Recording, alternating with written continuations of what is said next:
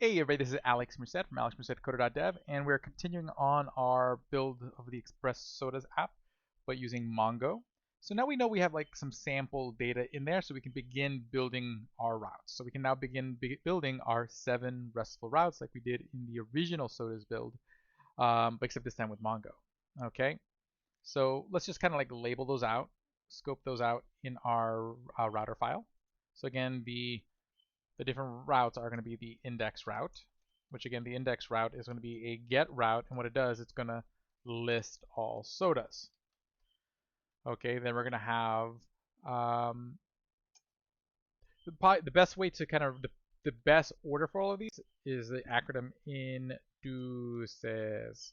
Okay, that's generally the best kind of order because then you won't run into an issue with the show route. So in that case, like there's going to be the new route, which is going to be a get route. That's going to get the new form. Then we're going to have the delete route or destroy route, which is going to be a delete route that deletes one soda. Okay, then we're going to have the update route, which is a put route, which updates one soda. Okay, and so you notice like the first letter, INDUCES. Okay, and so the next will be the create route, which will be a post route, which creates a soda. And then we're going to have the edit route, which is going to be a get route, which renders gets the edit form for editing a soda. And then last, we're going to have the show route, which is a get route, which gets one soda. Okay, so that's essentially what we need to build out for the remainder of our app. So in this video, what we're going to do is focus on index and show. So let's just build out the skeleton of our index route. Okay, so it would be router.get slash, because it should just be slash soda. Okay, because again, this whole router is prefixed with slash soda, because again, when we registered the router in our server.js, we said all the routes in that router are prefixed with slash soda. So there's no need for me to write slash soda here. Okay, that's implied. If I did write slash soda, then the route would be slash soda, which I don't want. Okay, but again, we're using Mongo, so we're going to want to use async functions. Async rec res. Okay, and a little tip, right now I'm not doing any kind of error handling. It's generally a good idea to do error handling. A nice way of doing error handling that kind of just reduces the amount of overall like boilerplate code you're doing is what you can do is you can define an error function ahead of time. So what I'll do is I'll just do that. Error handling, or error handler, we'll call it const error handler. And what we're going to do is just going to be a function that receives the error. And literally all it's going to do, well, it's going to receive the error. Let me think about that, how I want to do that.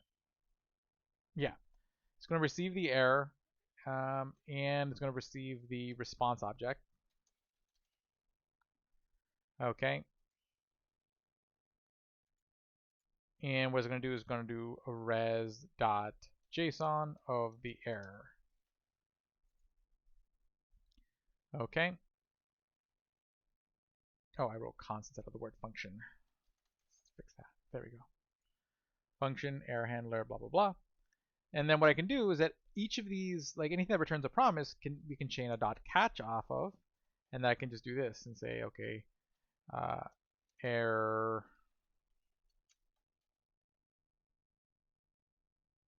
Okay, error handler, error res.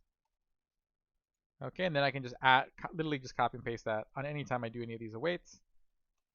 So that way I have error handling. So that way if there is any issues with the server, it'll actually get handled instead of shutting down my whole application. Because again, if you don't handle an error, your application just shuts down.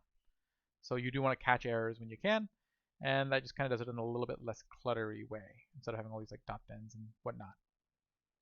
Okay, so with that in mind, first thing I'm going to want to do, since the index route we're going to list all sodas, I want to go get all the sodas from the database. So const sodas equals await, and it's just going to be soda.find. We pass in an empty object because we want all the sodas, we're not filtering. And then that's it. And then we'll put the dot catch just in case there's an error. Cool. And then we just render our template. So res.render, and we're going to render a, I always like to put them in this folder for that model, so it'd be soda/index.ejs. And then we're going to pass in all the sodas to the template. Perfect. Okay, so that template is now, this route is now written. So now I just need to create the corresponding template. Now, according to the way I wrote it, it said soda/index.ujs. So that means there's a folder in here. So folder called soda. And in that folder, there should be new file, index.ejs. Right? So like in the views folder, I would generally give each model, because assuming that I have multiple models like user and so forth, I would give each model its own folder. So all the soda views are going to go in the soda folder, all the blog views go in the blog folder, so forth. Again, organization, organization, organization. So in this case, I will keep this very simple. Okay. So we're going to just say h1, list of sodas. I'm not going to even do all the other like HTML boilerplate for now. List of sodas.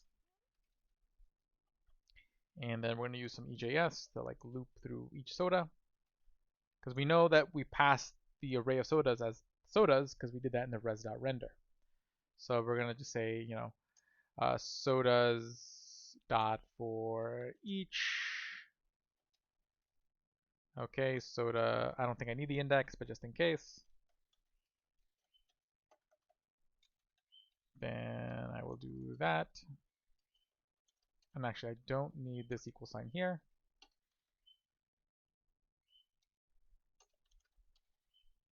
Okay, and then there I got my loop. And then for each soda, what I want is an H2. Yeah, an H2 with the soda name. So equals soda.name. Cool. And then we want each of these to be a link to a show page. So percentage, well, first would be an A tag. A href equals, just get that all set up there, which should be /soda/ and then we want to inject the soda ID in there. So soda dot underscore ID, because again, in Mongo everything has a underscore ID property, and that's going to be sort of our unique identifier. So instead of using an index in an array, we're using the ID of the thing in the database. Okay, and yeah, so that should work. So let's run the server, npm run dev. Okay, and again, see each thing has its own unique underscore ID property. But now if I go back to the main page, /soda, that should be the index page.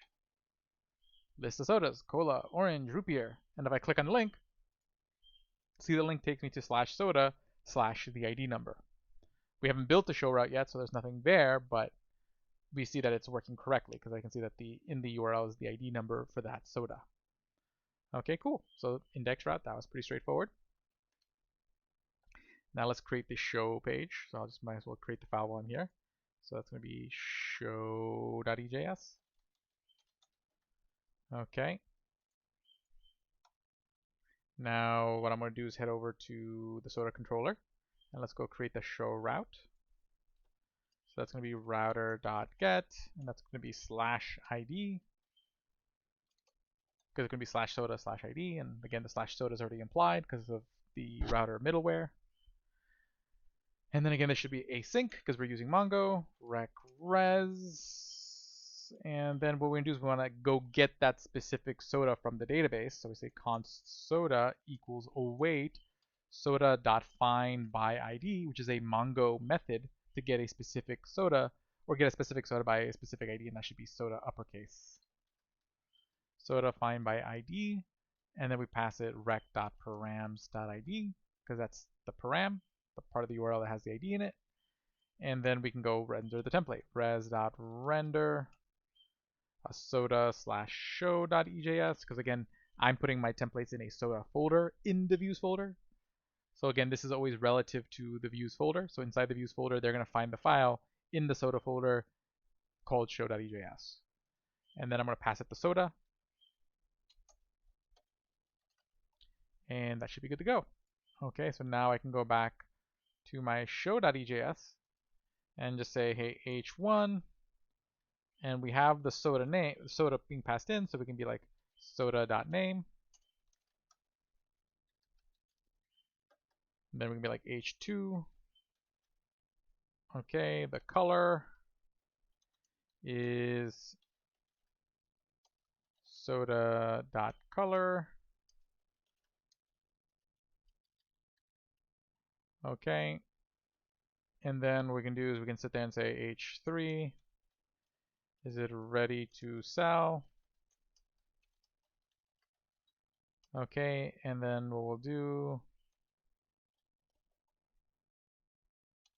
is we'll say, hey, if soda.ready to sell using a ternary operator, if it's true, then we're going to want it to say yes, and if it's false, then we want it to say no. Okay, and then we close off our EJS thing there, and that should be good. And then we want to link to the main page. H4 back to main page. href back to /soda.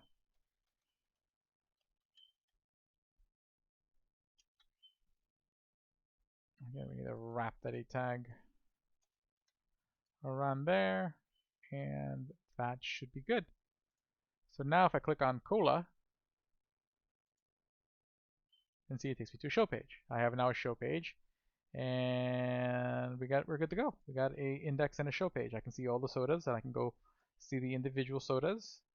Okay, and it works. Okay, with 2 routes, I now generally have like 4 pages, that main page and the page for each soda. Okay, so the next step would be to be able to like make or add additional sodas, which we'll do in the next video. So I'll see you there.